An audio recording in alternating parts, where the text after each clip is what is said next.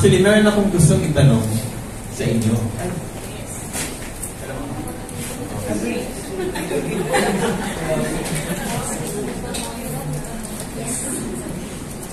So, ang tanong ko ay, Sabay pag-ibig na, totoo bang pinagdamag? bakit? Bakit ka nandito?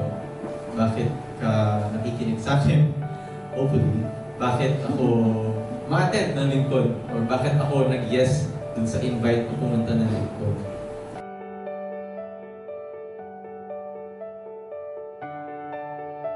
So, bakit ako nandito? So, yung simple answer ko is my response to God's love.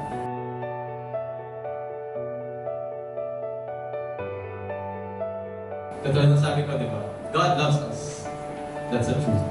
So, now it's a matter of if I love God. So, my simple answer is yes.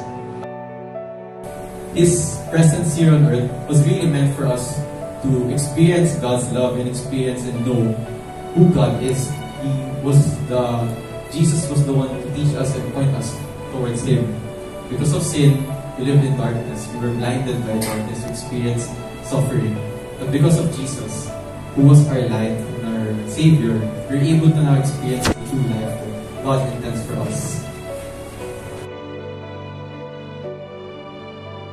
I didn't know na parang that professor was actually trying to show me already what God's love is.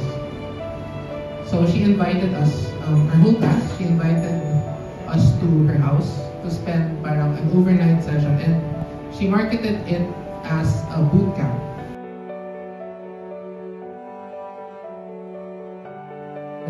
That first night that I was there, I experienced something so great that I was able to actually talk to people, not just converse, but talk deeply to people about experiences in life and really what it means to live, what it means to love, and what it means to be a witness of God.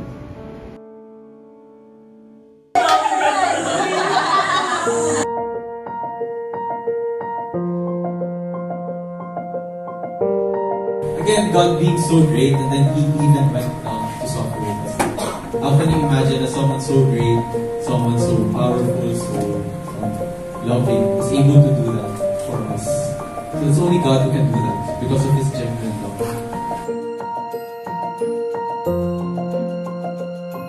Okay, so bakit ako nandito?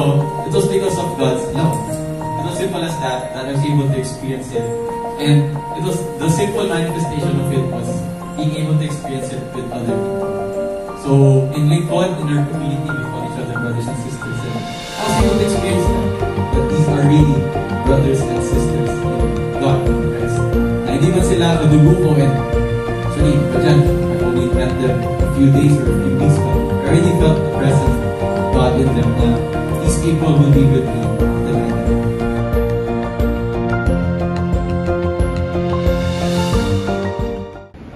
So I told you this story, I told you my story just to show you that there's no one formula God uses to introduce Himself to you.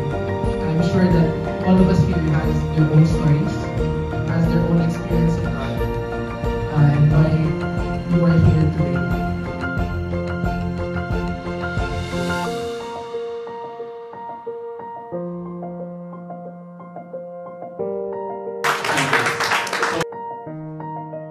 So, ano ang Christian Life Series?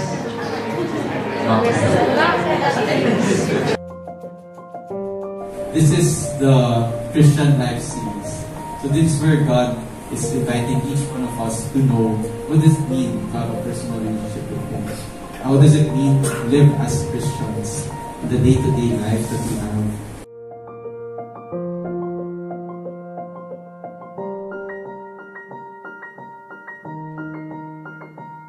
For God so loved the world that He gave His only Son, that whoever believes in Him should not perish, but have eternal life.